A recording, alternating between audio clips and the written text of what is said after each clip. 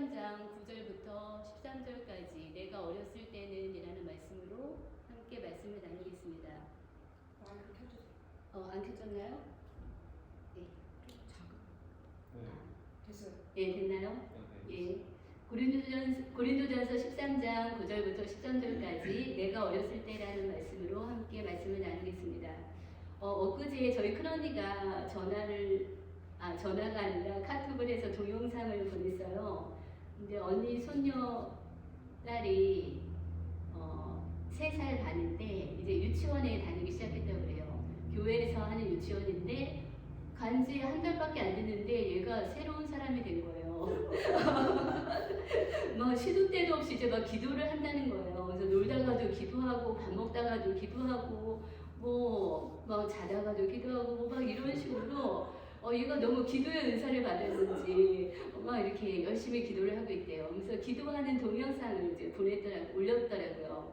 근데 그 기도문이 있기 전에 그 동영상을 찍기 전에 바로 전에 식탁 밑에서 기도를 하고 있었는데 그 기도가 하나님 우리 이모 할아버지를 만날 수 있게 해주세요. 그리고 우리 이모 할머니도 행복하게 해주세요 라고 기도를 했다고 그래요. 저는 깜짝 놀랐어요. 아니 이모 할아버지가 한국에 간 걸 어떻게 알았지? 이번에 시간이 없고 일정이 그 노선이 맞질 않아서 저희 친정에 저희 목사님이 들리지 못하게 됐어요. 그래서 저희 가족들한테 미안해서 제가 비밀로 말을 안 하고 있었거든요. 근데 얘가 하나님 우리 이모 할아버지를 만나게 해주세요 이렇게 기도를 했다는 거예요. 그러니까 제가 너무 놀라가지고 어머 어떻게 알았대? 사실 김 목사 지금 한국에 가 있어. 이제 고백을 했어요. 그런데 언니한테도 말하는데도 얘가 어떻게 갑자기 이렇게 했을까? 혹시 얘가 예언의 은사를 받은 게 아닐까? 그런 생각을 했어요. 그 다음에 이제 동영상을 틀어서 봤는데 거기 보니까 식탁에 앉아서 하나님 오늘 너무 즐겁고 너무 재미있는 하루였어요. 감사해요. 또 우리 엄마 아빠 우리를 돌봐주느라고 너무 잘하고 있으니까 칭찬해 주세요. 막 이렇게 기도를 하는 거예요. 그리고 뜬금없이 갑자기 하나님 우리 마을을 지켜주셔서 너무 감사해요 이렇게 기도를 해요. 우리 마을을 지켜주셔서 감사하다고? 그때가 바로 탄핵날이었어요. 그래서 얘는 진짜 예언의 은사를 받았나? 기도의 은사와 함께 이런 어떻게 이렇게 은혜로운 기도를 하지? 그러면서 제가 그 아이의 모습이 얼마나 귀엽고 예쁜지 굉장히 즐거웠습니다. 이런 명랑 소녀의 모습이 언제까지 계속될까요? 이런 명랑 소녀의 모습도 좀 지나면 사춘기와 함께 사라질 수 있을 거예요. 그런데 그렇다고 해서 이 시기를 건너뛰어서 사춘기가 안 되고 어른이 안 된다면 그것도 문제거리가 되겠죠. 그래서 오늘 이 고린도전서 말씀을 통해서 아이에서 어른으로 자라가는 과정을 생각하며 말씀을 함께 읽어보겠습니다. 고린도전서 13장 9절부터 함께 같이 읽겠습니다.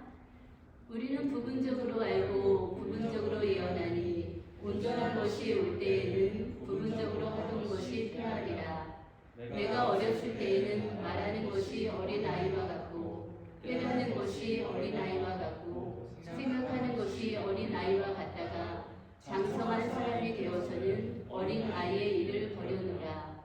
우리가 지금은 거울로 보는 것 같이 희미하나 그때는 얼굴과 얼굴을 대하여 볼 것이요 지금은 내가 부분적으로 아나 그때에는 주께서 나를 아신 것 같이 내가 온전히 아니라. 그런즉 믿음, 소망, 사랑 이 세 가지는 항상 있을 것인데 그 중에 제일은 사랑이라. 우리는 이 말씀을 사랑장이라고 기억을 하고 있습니다. 그래서 사랑은 언제나 오래 참고 사랑은 온유하며 라는 말씀을 떠올리죠.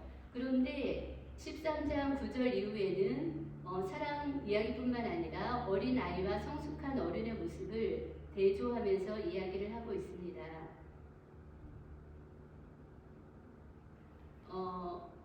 9절은 어린아이의 모습을 말합니다. 어린아이는 부분적으로만 알고 있기 때문에 부분적으로만 예언을 합니다.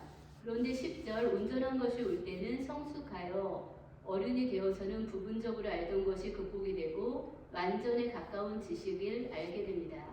그래서 완전한 예언을 하고 성숙한 행동을 하게 되죠. 11절 어릴 때는 어린아이처럼 행동하는 것이 당연합니다. 그러나 커서 어른이 되면 어린아이의 일을 버리게 됩니다. 성숙한 사람은 어린아이의 모습이 보이지 않습니다. 12절 어린아이는 진리를 거울로 보는 것처럼 희미하게 그러나 어렴풋하게 봅니다.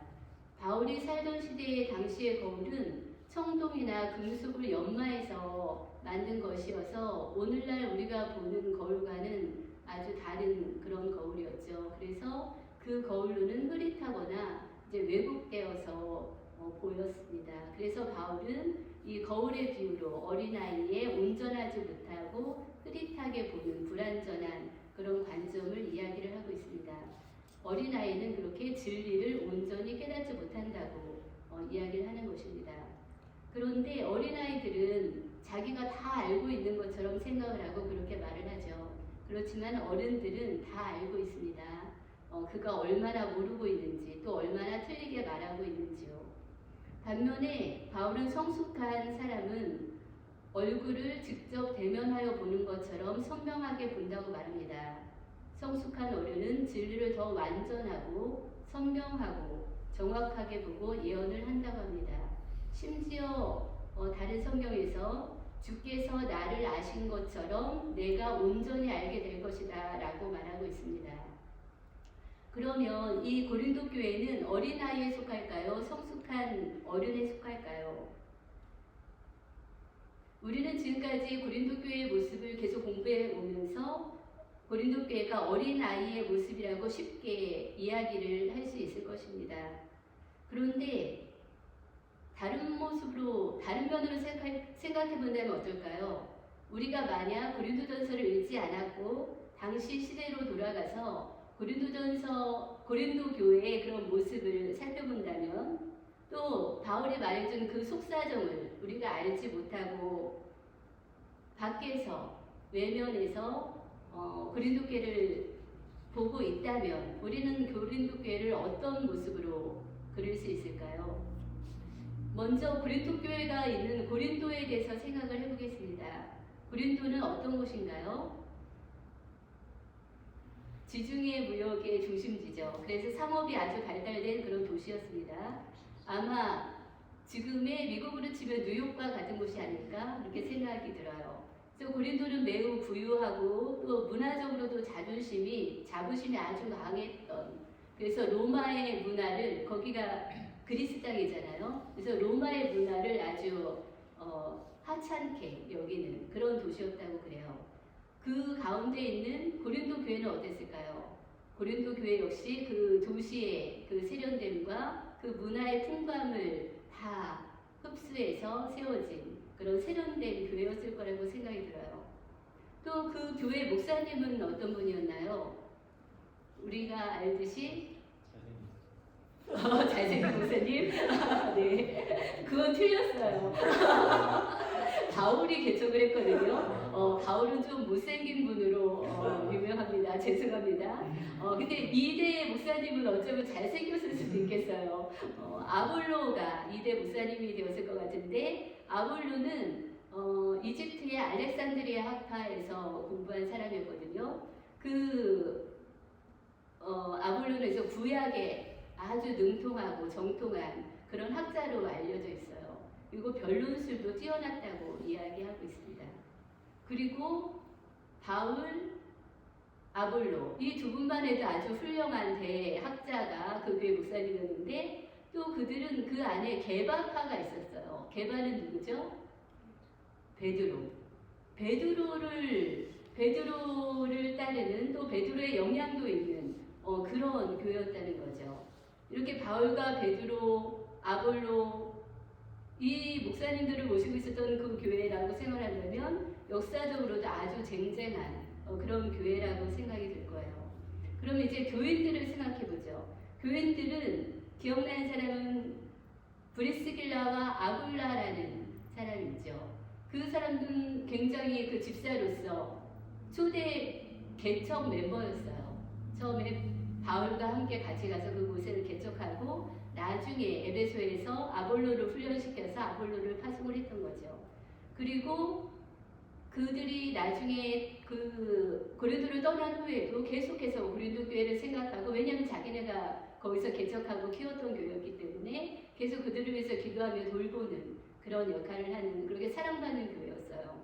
그리고 또 중요한 이름은 그리스보라는 당시 그 지역에 유대인 회당이 있었는데 그 회당장의 이름이 그리스보예요. 그 그리스보가 거기에서 개종을 하고 그 가족들이 모두 그 교회를 다녔던 것 같아요. 그리고 에라스도라는 인물도 나와요. 그 인물은 그 성의 재무장관이었다고 그래요. 그러니까 그 성의 정치인이고 엘리트였죠. 그러면 그 교회들을 생각해봐도 쟁쟁한 교회들이죠. 이렇게 고린도 교회는 헬라인뿐만 아니라 유대인도 있었고요, 로마인도 있었어요. 그리고 자유인도 있고 또 노예인 성도들도 함께 예배를 드리는 교회였어요. 잘 생각해보면 요즘 말로 생각하면 다민족 교회가 아니었을까. 우리가 추구하는 교회들이잖아요. 우리가 하나님 나라를 상상한다면 여러 민족이 함께 예배를 드리는 곳, 그런데다가 부자와 가난한 자가 함께 섞여 있고 귀족과 노예가 함께 한 공동체를 이루는 그런 모범적인 교회라고 할 수 있을 것 같아요. 이렇게 생각하면 겉으로 보기엔 정말 우리가 추구할 만한 그런 교회인 것 같아요. 그리고 또 하나는 그 교회는 유명한 것이 은사가 많기로 유명했죠. 그래서 너무 많아서, 은사 받은 사람들이 너무 많아서 막 이렇게 정돈이 필요할 정도로 그렇게 은사가 풍부한 교회였어요. 방언의 은사, 예언, 방언을 통역하는 은사도 있었고 찬송도 아주 좋았던 것 같아요.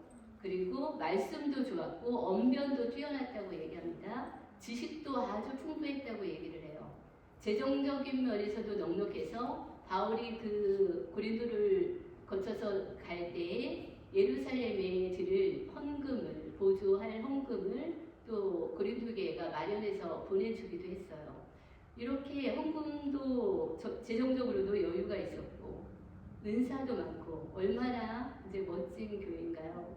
마치 보면 우리가 현대 교회의 롤 모델이 될 만한 그런 교회인 것 같아요. 현대 교회들이 추구하고 꿈꾸는 교회가 이런 교회가 아닐까 싶습니다. 겉으로 보기엔 성숙하고 모자람이 없는 너무나 은혜로운 교회처럼 보입니다. 그런데 바울은 이 교회에 대해서 무엇이라고 이야기를 하고 있나요? 계속해서 고린도 교회를 어린아이라고 말합니다. 이제 제발 어린아이에서 벗어나 어른이 되어야 된다고 말합니다. 영적인 아비로서 바울에게는 고린도 교회가 아들과 같을 거예요. 그런데 믿음직한 아들이 아니라 아직도 어린아이 같은 걱정스러운 아들이죠. 지난주에 함께 보았던 말씀처럼 유치원생처럼 먹을 때 다 같이 먹을 수 있게 기다려라, 친구랑 싸우지 말고 잘 지내라, 이런 걸 다시 알려줘야 될 정도로 어린 수준이었습니다. 그래서 고린도 교회는 어른인가 아닌가, 겉으로 보기에는 어른처럼 보이지만 정말 아이인 교회였구나, 이렇게 말하는 것이 정확할 것 같아요. 그래서 바울은 이런 고린도 교인들에게 시종일관 어린아이처럼 굴지 말라고 권면합니다. 다음 성경 구절을 함께 읽겠습니다. 고린도전서 3장 1절 말씀입니다. 형제들아, 내가 신령한 자들을 대함과 같이 너희에게 말할 수 없어서 육신에 속한 자, 곧 그리스도 안에서 어린 아이들을 대함과 같이 하노라. 네. 고린도전서 3장은 우리가 처음 시작할 때 바울이 했던 부분인데, 그때도 고린도 교회를 우리가 미처 그냥 지나갔지만 어린아이라고 불렀어요. 그러면서 성령 충만하지 않은 사람들이라고 이야기를 하고 있어요. 자기가 육신에 속했는지 그리스도에 속했는지 분별하지 못하고 육에 속한 사람처럼 아이같이 행동한다고 이야기합니다. 그런데 우리가 전에 본 것처럼 고린도 교회는 굉장히 세련되고 역사와 전통이 있고 복음적으로도 성숙해서 이렇게 너무 멋지고 이상적인 교회처럼 보이는데 이렇게 또 은사도 풍부한 교회였는데 어린 아이라고 이야기를 하고 있다는 거예요. 그리고 성령도 충만하지 않다고 이야기를 해요. 좀 이상하지 않나요?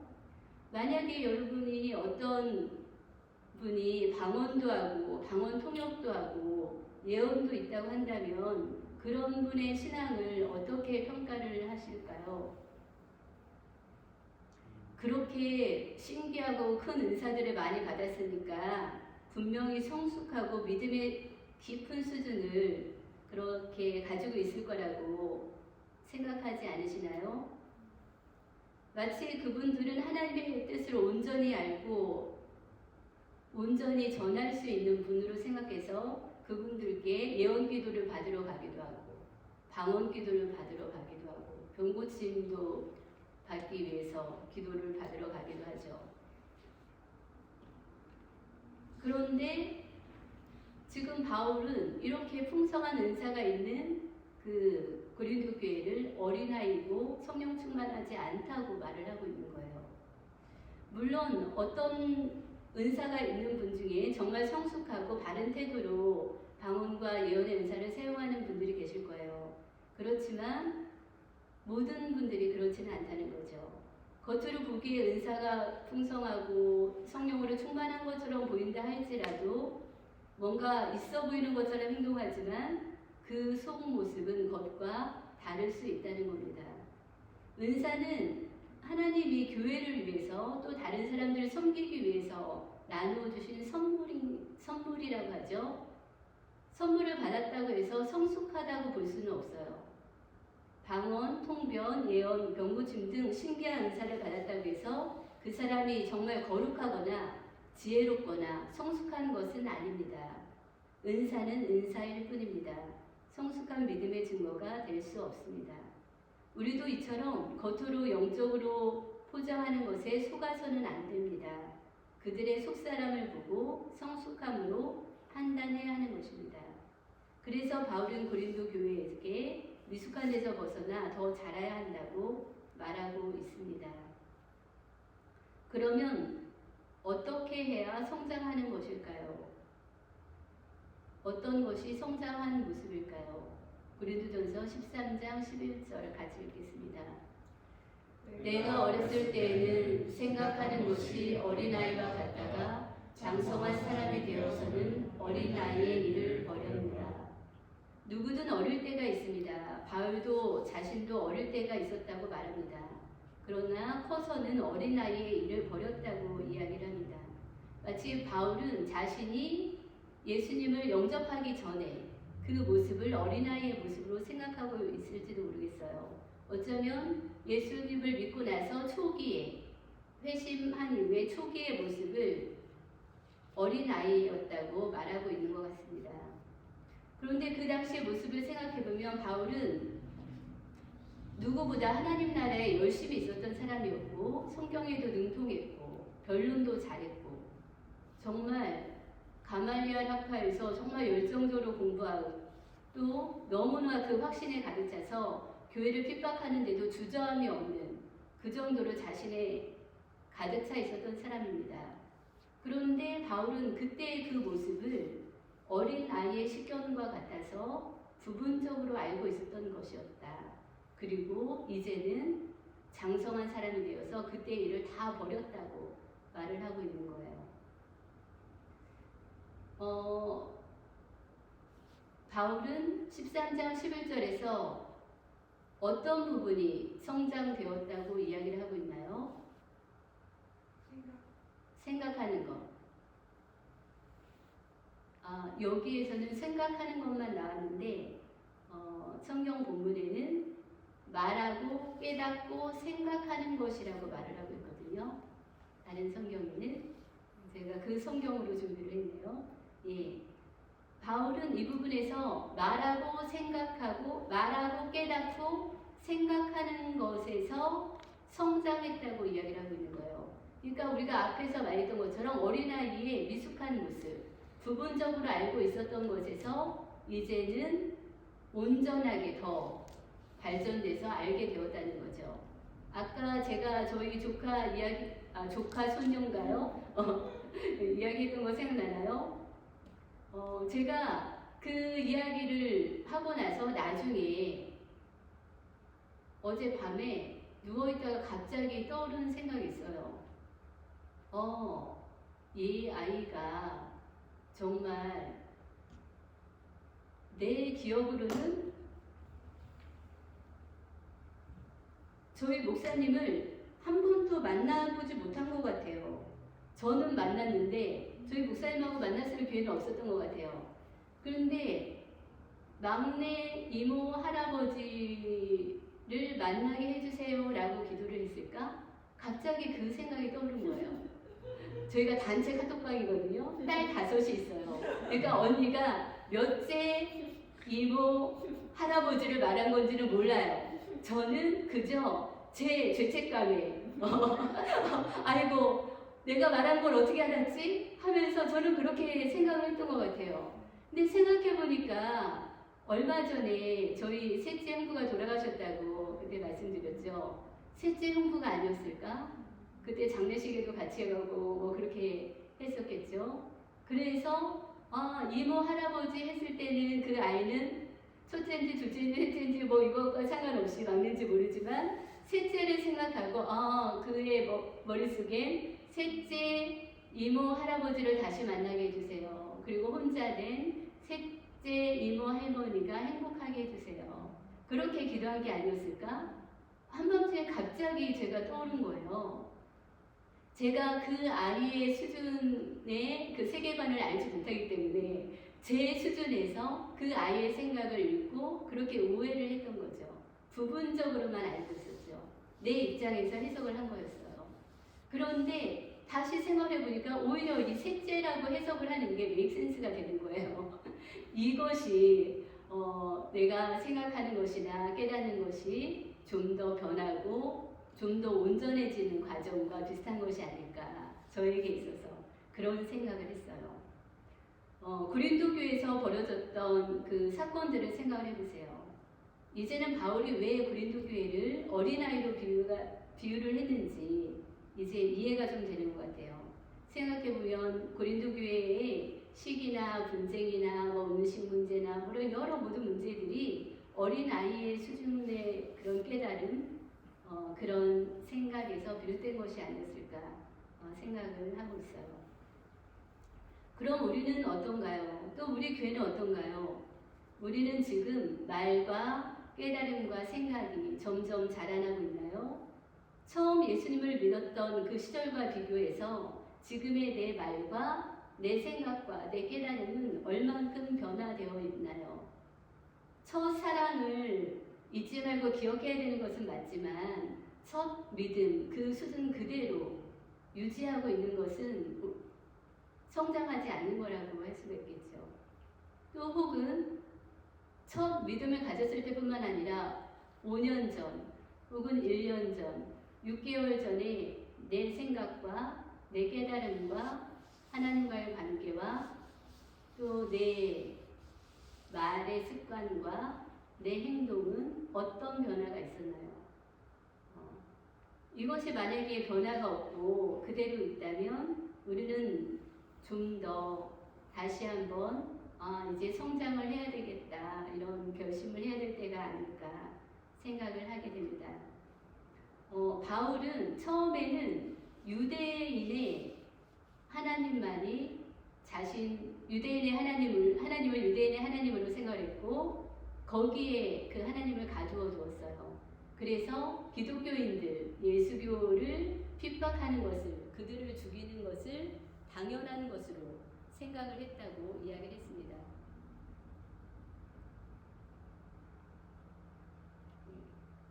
그런데 바울은 이제 그 율법적이고 경직된 그 일에서 벗어났다고 이야기를 하고 있어요. 그 바울처럼 우리도 이제는 엄격한 율법주의에서 벗어났을 수도 있어요. 그리고 또 하나님의 은혜 가운데서 마이크 지금 마이크가 안 되는 것 같아요. 마이크 안 되었어요. 꺼진 것 같아요. 배터리가 꺼진 것 같아요. 저걸 그냥 뭘 해도 들리시죠? 네. 네. 우리는 지금 어느 정도 어떤 변화가 있는지, 우리가 처음 예수를 믿었을 때보다 우리는 하나님의 은혜 안에서 좀 더 자유로워졌나요? 제 손이 이걸 놓으니까 엄청 자유로워졌어요. 제가 꽉 붙잡고 있었던 것을 놓으니까 이렇게 자유롭네요. 또 한편으로는 단호하게 내가 이거는 딱 맞아, 여기서 벗어날 수 없어, 이것이 진리야 라고 확신에 차 있던 부분에 대해서 이게 정말 옳은 것일까? 다르게 생각하고 다르게 볼 수도 있지 않을까? 이렇게 좀 열린 태도로 이건 좀 더 지켜봐야겠네, 이렇게 열어놓고 있는 부분도 생기셨나요? 그렇다면 우리는 지금 잘하고 있는 거라고 생각이 됩니다. 심리학에서 성숙한 증표로 보는 것 중에 한 가지가 유연성이라고 이야기를 해요. 그러니까 딱 자기만의 생각이 옳고 곧고 거기에만 꽉 갇혀 있는 것 자체가 오히려 미숙함의 표현이라고 이야기를 하는 거예요. 근데 이제 바울은 그 율법주의에서 벗어나서 이제 자유로워졌죠.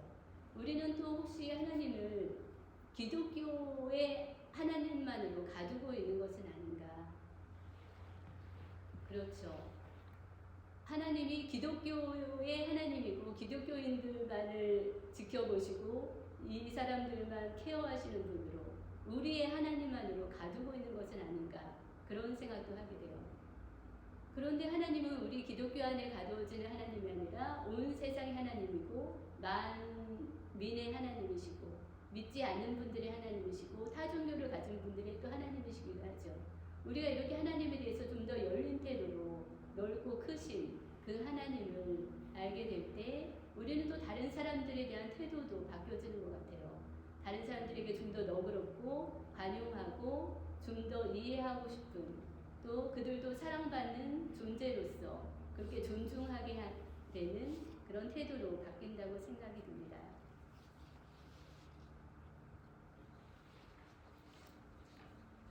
그럼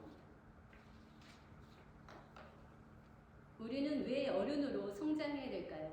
함께 말씀을 읽어보겠습니다. 시작.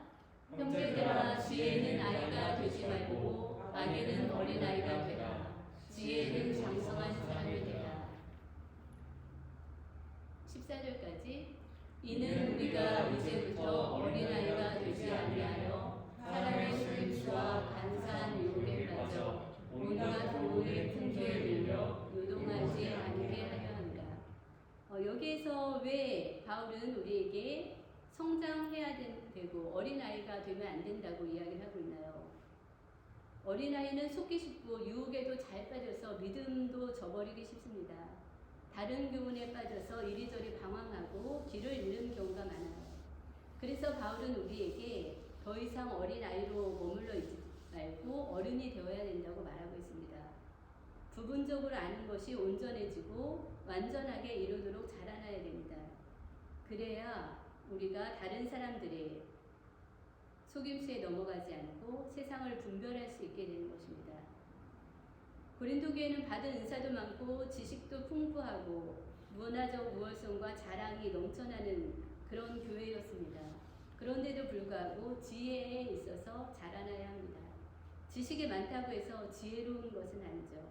말과 깨달음과 생각이 자라나는 것이 지혜입니다.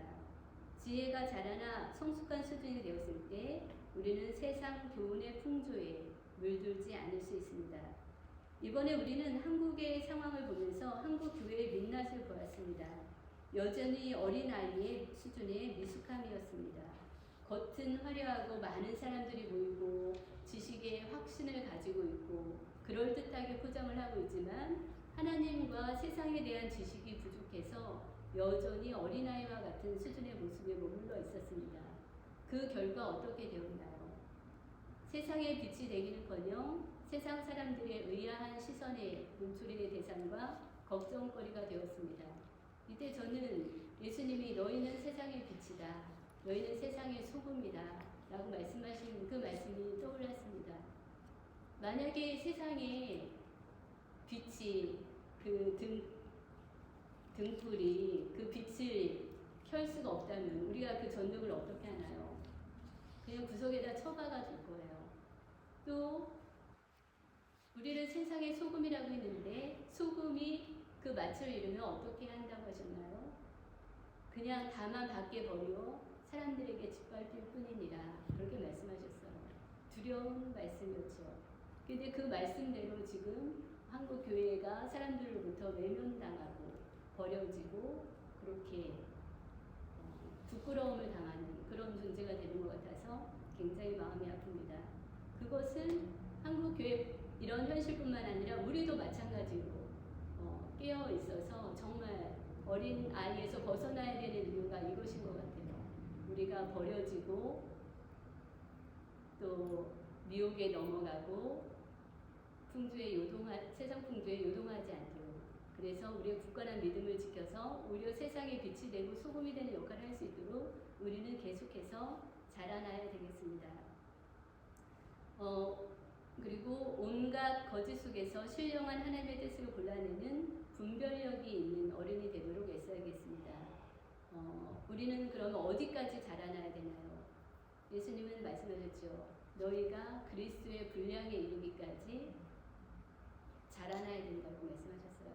그래서 주님은 우리의 그 데드라인, 우리가 가야 될 목표는 그리스도의 충만한 분량에 이르기까지 자라나도록 그렇게 어른이 되어가도록 원하신다고 말씀하고 계십니다. 우리가 함께 이렇게 자라날 수 있도록 기도하며 애쓰며 깨어서 묵상하고 생각하고 깨닫고 우리 행동에 변화가 있는 그런 발전된 모습을 추구해야 될 것 같습니다. 함께 고린도전서와 에베소서 말씀을 다시 한번 읽고 마치겠습니다. 시작. 형제들아, 지혜는 아이가 되지 말고 아이는 어린아이가 되라. 지혜는 장성한 사람이 되라. 이는 우리가 둘째부터 어린아이가 되지 아니하여